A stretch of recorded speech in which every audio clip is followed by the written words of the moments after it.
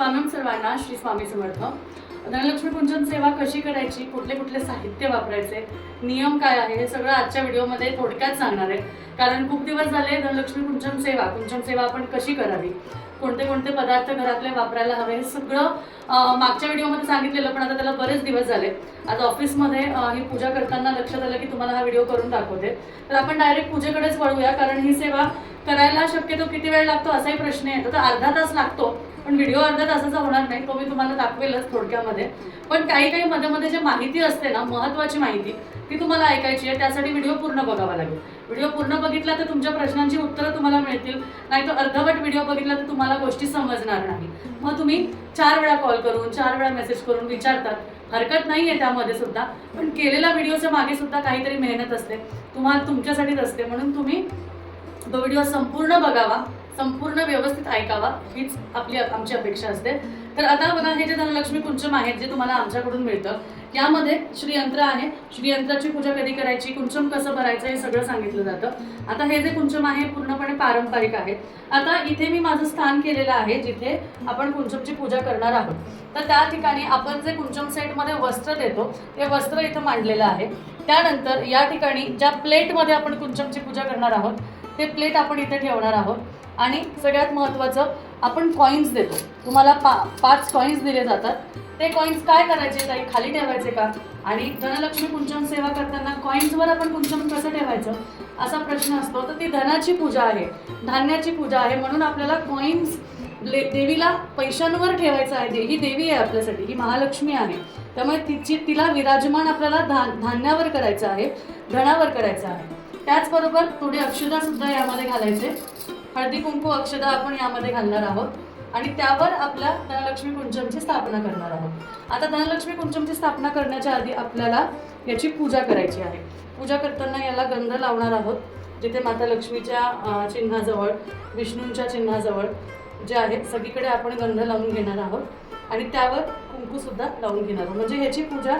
आता हे जेव्हा मी बोलतेय तुमच्याशी, तेव्हा माझे शब्द म्हणजे मी जे बोलतेय ते तुम्हाला ऐकू येत आहे, पण तुम्ही हे सगळं करताना काय करणार आहात, तर माता लक्ष्मीच्या मंत्राचा जप, तर ओम श्री नमः किंवा ओम महालक्ष्मी नमः असा मंत्राचा जप करायचा। याची पूजा करून झाली, करताना मंत्राचा जप करणं गरजेचं आहे, बाकी काही नाही असेल। ज्याच्यामध्ये तुम्ही बघू शकता, आता इथे मी कुंचमची स्थापना केलेली आहे आणि ह्या कुंचममध्ये आपल्याला आतमध्ये श्रीयंत्र आहे म्हटल्यावर त्यावर, त्या श्रीयंत्रावर 5 वेळा कुंकुमार्चन करायचं आहे। मग मी मंत्र म्हणून करून दाखवते, ओम श्री नमः, ओम श्री नमः असं 5 वेळा करायचं आहे तुम्हाला। 5 वेळा कुंकुमार्चन व्हायचं आहे, कुंकुमार्चन करायचं आहे आणि त्यानंतर तुमच्या विधीची सुरुवात करायची आहे। तर ही स्थापना झालेली आहे आपल्या महालक्ष्मीची आणि आता आपण हे कुंचम भरणार आहोत। पुढे आता सुरुवात करताना तुम्हाला जे करायचे आहे ते कवड्यांनी, मी तुम्हाला दाखवलेलं आधीच्या व्हिडिओमध्ये, हे बघा, हे संपूर्ण साहित्य आहे जे मी काढून ठेवलेलं आहे, जे आपण पूजेला वापरणार आहोत। तर ह्या वस्तू ज्या आहेत त्या सगळ्या आपण अशा हातात घेणार आणि याला भरणार आहे। आता मी दरवेळेस सांगत असते की मी वाढवत असते, म्हणून माझ्या वस्तू ज्या आहेत त्या जास्ती झालेल्या आहेत। तर सुरुवात करणार आहोत आपण कवड्यापासून।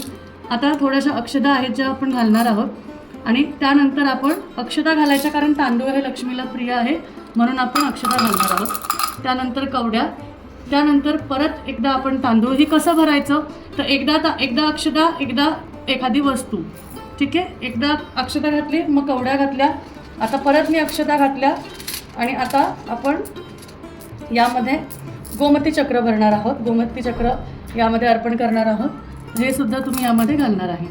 ते घातलं की परत अक्षदाचं अर्चन करायचं आहे।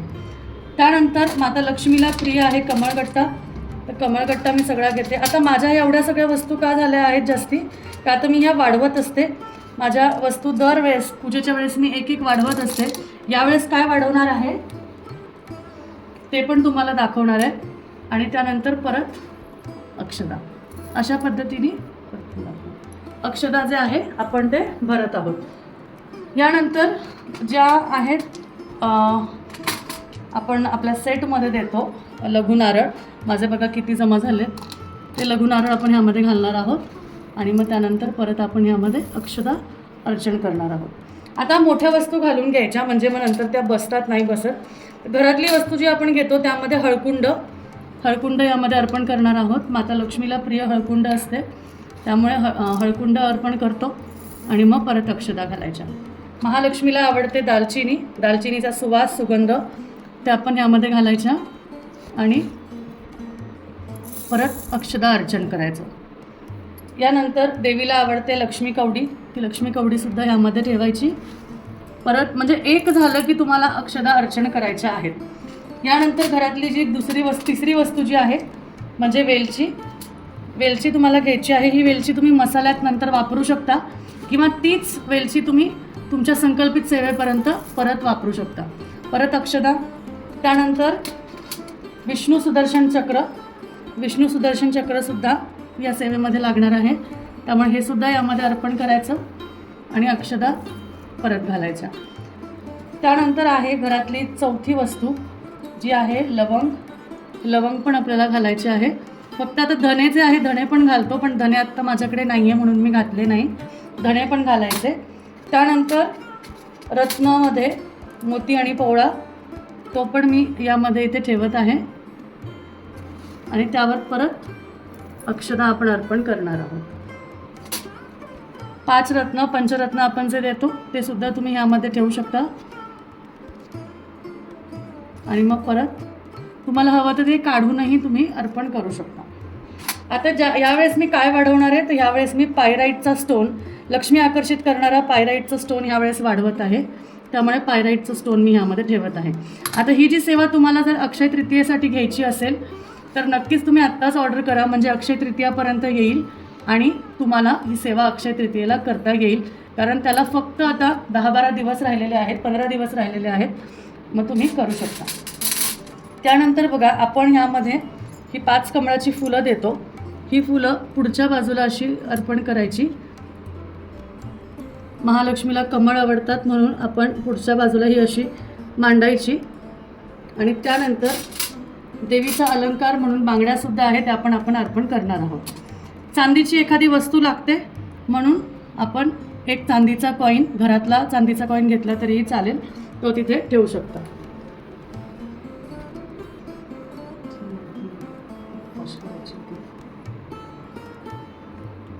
त्यानंतर जर का महालक्ष्मीची मूर्ती असेल तर ती सुद्धा तुम्ही ह्यावर ठेवू शकता आणि तिच्यासमोर अलंकार म्हणून 2-2 बांगड्या ठेवायच्या आहेत आणि बाकीच्या खाली अर्पण करायच्या आहे.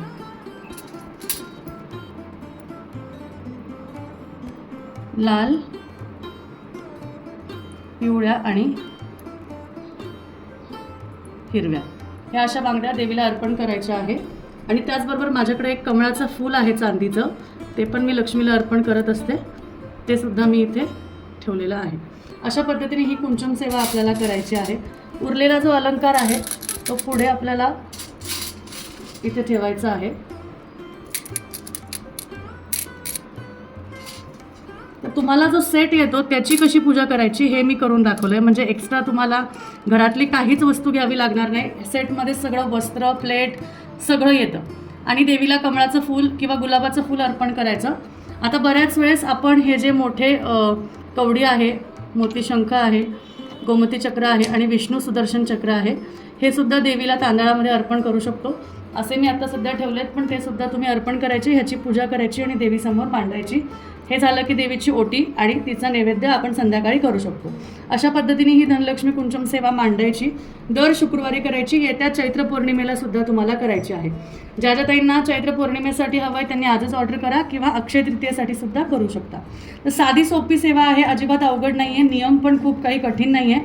फक्त शुक्रवारी करायची किंवा जेव्हा करणार तेव्हा तुम्हाला म्हणजे असं म्हणू शकते मी की काही नियम असतात आपल्या पूजाविधीचे, ते पाळायचे आहेत, म्हणजे मांसाहार वगैरे पाळायचं किंवा बाकीच्या गोष्टी. बाकी असं खूप खडतर असे नियम नाही. ठीक आहे, अशा पद्धतीने तुम्ही देवीच्या कुंचमला आणि देवीला फूल अर्पण करू शकता. लाल फूल असेल तर अतिउत्तम. तर पूजा कशी वाटली सगळ्यांनी कमेंटमध्ये सांगायचं आहे. आणि ज्यांना ऑर्डर करायचं आहे त्यांनी ज्यांना ऑर्डर करायचं आहे, काय काय साहित्य आहे, काय काय लागतं हे विचारण्यासाठी मेसेज करू शकता. देवीची पूजा ह्याच्यावर आपण करणार किंवा देवीवर आपण कुंकुमार्चन पण करू शकतो. अशा पद्धतीने ही सेवा आपली पूर्ण होते. कशी वाटली सगळ्यांनी कमेंट करायचं आहे. आणि ज्यांना हवी आहे, अनुभव येतात, त्यांनी नक्की मेसेज करायचा आहे. ही पूर्ण झालेली आहे. फक्त आता जे पुस्तक आहे, आपण जे पुस्तक आज स्तोत्राचं देतो, ज्यामध्ये कवच आहे, अष्टक आहे, स्तोत्र आहे, याचं पण वेगळं महत्त्व आहे.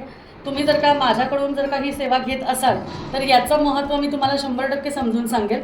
आणि आता आपलं सगळं मांडून झालं म्हटल्यावर महालक्ष्मी स्तोत्राचं पुस्तकसुद्धा आपण इथे मांडू शकतो, देवीच्या समोर किंवा देवीच्या मागे कुठेही, म्हणजे जिथे आपल्याला पूजा करता येईल. ज्या पाटावर आपण पूजा करतोय त्या पाटावर तुम्ही ही सेवा करू शकता. तर ही पूजा कशी वाटली आहे, किंवा ह्या अक्षय तृतीयेला तुम्हाला असं वाटत असेल की तुमच्या आयुष्यात भरभराट व्हावी, आर्थिक प्रगती व्हावी आणि पैशासंदर्भात जे काही प्रश्न असतील ते सुटावे, त्यासाठी ही सेवा 1001% करा. खूप सुंदर अनुभव येतील. तुम्ही आपल्या इन्स्टाला किंवा यूट्यूबला तर बघताच, बरेच ताई त्यांचे अनुभव सांगतात.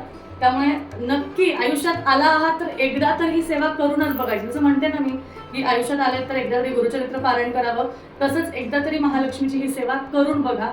तुम्हाला अनुभव आल्याशिवाय राहणार नाही. त्यामुळे कशी वाटली पूजा, तुम्हाला करायची आहे ना तर नक्की कमेंट करा. आणि ही सेवा ज्यांनी केली आहे, ज्यांना अनुभव आहे, त्यांनी सुद्धा मला मेसेज करा किंवा फोन करा.